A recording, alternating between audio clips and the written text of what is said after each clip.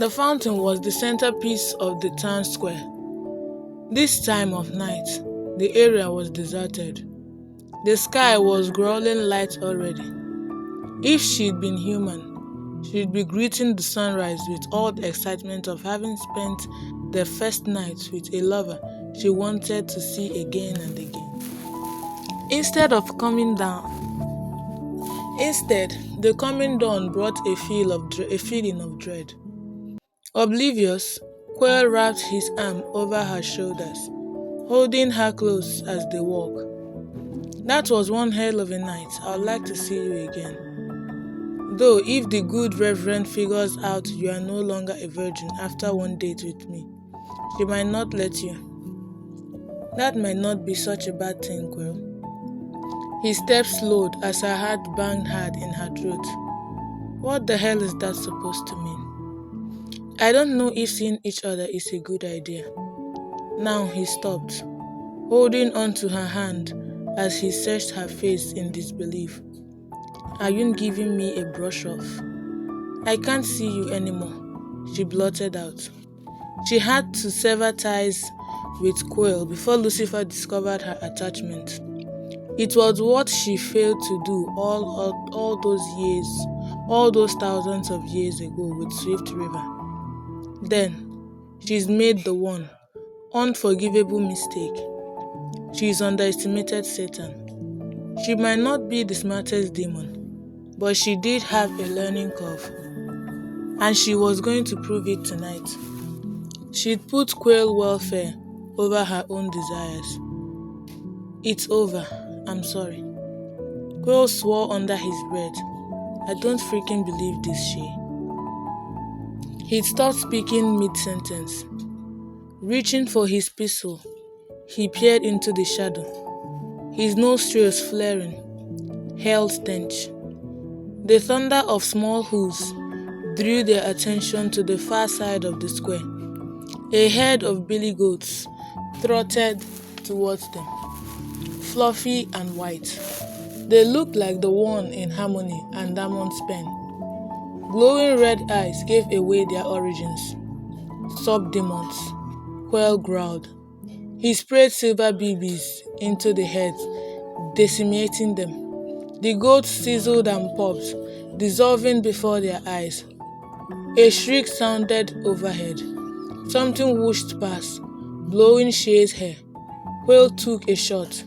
An O fell to earth. Its red eyes faded as it flipped at their feet.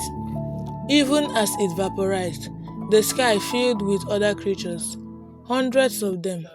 Their flapping wings rustled like dry leaves. Bats this time, she said. The sub-demon swooped and squeaked. Quail hauled her close, letting her bury her head against his chest as he blasted away at the beasties. More varieties appeared to replace what he destroyed. Evil soaked the very air. Malevolence, she could feel it. And so it begins. Lucifer's patience had run out. Her time of freedom was up. The time to act was upon her. She twisted around. Quail, protect yourself before me. When the time comes, you cannot hesitate. You must save yourself. He jerked back. Woman, you are definitely babbling now. Promise me you do. She gripped his arms. His eyes were wild with denial. He'd rather die himself than hurt her. She knew.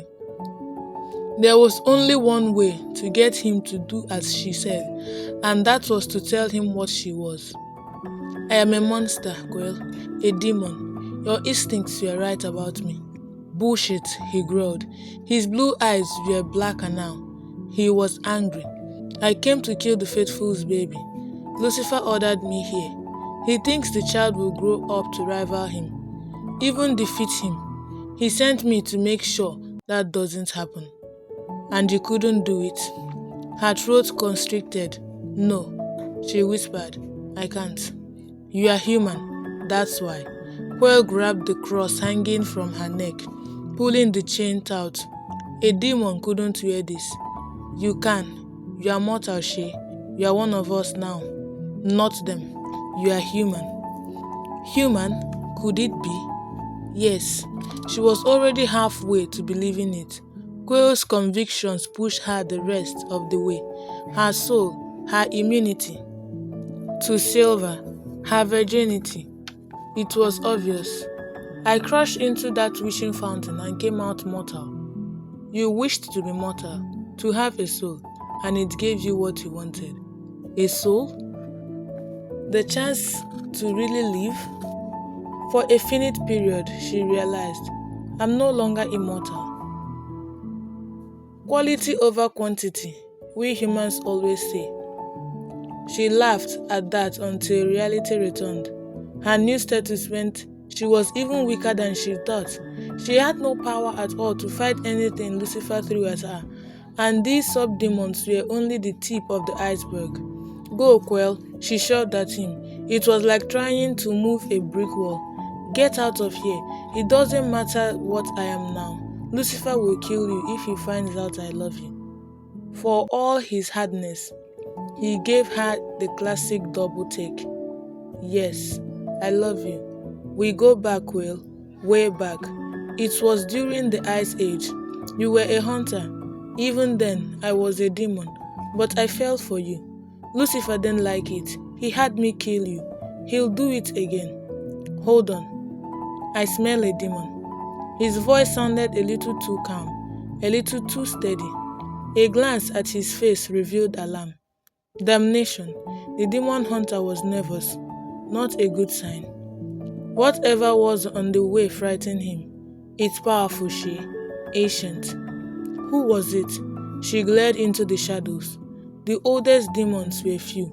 She knew them all. See? You've got to get out of here. Why couldn't he understand? She knew. She'd lived this all before. Forget all that crap about protecting me. Go. You are in over your head. You got the wrong man if you think I'm going to cut and run, Angel. I'm not an angel, she screamed in frustration. You are to me. Quail made a stifled groan and hauled her closer, crushing her against him, sliding her hand under his coat. She soaked in his body's heat. It didn't help her shivering. It was like the night of the crash all over again. It doesn't matter what you wear, he said in her hair. I don't freaking care. A quiet laugh interrupted. I'm jealous, Shay. I've missed you down in hell.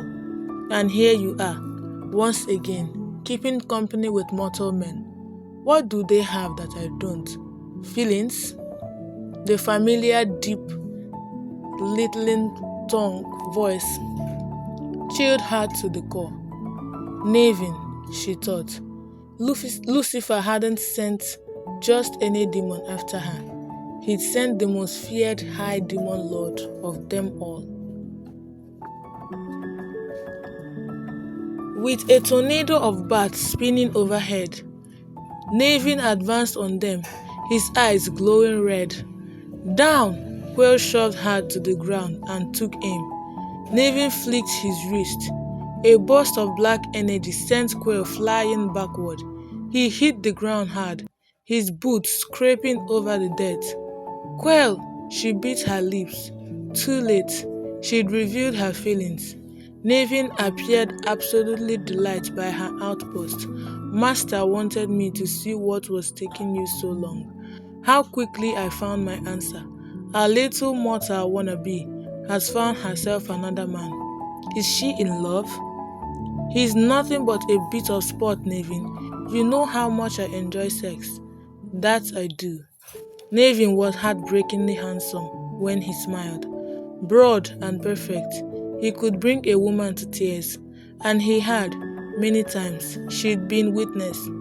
You always did prefer me to the humans, dear she, didn't you? A real lover, a dark lover. You want me, she. You desire me above all others. His commands rang in her head, in her mind. Take off your pants and beg me to fuck you in front of him. Gasping in shame, she shook her head even as her fingers tangled with the top button of her jeans. Fight it, she told herself. You desire me above all others. You can't help it. No, the compulsion to please Nevin warred with her drive not to give in. Crying out, she rolled her fingers into fist. Nevin howled with irritation. How do you defy my commands? You are human. Weak. He blinked, sending another wave of persuasion. Undress. No. Her voice sounded guttural and surprisingly strong. How? Residual power? Sheer will? This crazy town. Nevin grabbed her wrist, spinning her around. He lifted her hand as if to rip off her blouse, but recoiled at the sight of the cross. A shot rang out. The demon staggered backward, roaring in fury as he centered the forgotten quail in his sight, his eyes glowing fiercely. Although obviously hurting, Quail had staggered to his feet, a pistol in each hand. The weapons and his eyes appeared preternaturally bright against the backdrop of the fountain. Did the demon hunter have powers of his own? If so, they were not enough to go up against Nevin. The demon hurled against pulse of energy, and Quail staggered backward. Quail uttered a harsh sob and pressed a fist to his forehead. He struggled to fight off the nightmares the demon had implanted in his head, tore at her heart. The emotional turmoil a demon could inflict was truly horrible. Another attack of Nevin sent Quail plunging to his knee. Stop it, she shouted at the demon. Nevin sneered, turning back to her. Remove the cross. No, I will take you and you will like it. You will cry out in pleasure for him to hear. Fuck you, Nevin. Actually, I was hoping you would do that. You were always so good at it. His arm slid over her shoulder. He kept his chest away from the cross. She noticed. Down in hell, you were the butt of all the jokes. The demon who dreamed of being human. His laugh rang out in the square. It's why Master never gave you the rank of High Demon Lord. He knew he couldn't trust you. He was right, of course. Look at you. Weak, powerless, pitiful. It seems you finally got your wish. She took the cross and plunged it into his chest. It glanced off his rib, but sank deep enough. An unearthly shriek filled her ears. He hurled her to the ground, his hand pressed against the bubbling ruined flesh. Mistake, he hissed, leveling an arm at Quail. Wave after wave of persuasion and dark energy flew in Quail's direction until the demon hunter writhed in agony. Stop it, Nevin! Quail was suffering, and she was weeping. She couldn't bear to watch. Then again, Nevin knew that he was torturing Quail for her benefit. He'd kill Quail, then her, but before he did, he intended to thoroughly enjoy the moment. With failing delight, he'd toy with his prey. Nevin, please! Choking on a sob, she reached for the hem of her blouse and lifted it. I'll do it. Pretty water. From across the square, a little figure in Transformers pajamas appeared. Dread pierced she at the sight of the demon of Damon Jr. toddling towards the fountain, dragging his beloved Binky blanket behind him. Don't forget to subscribe to our channel and share our stories.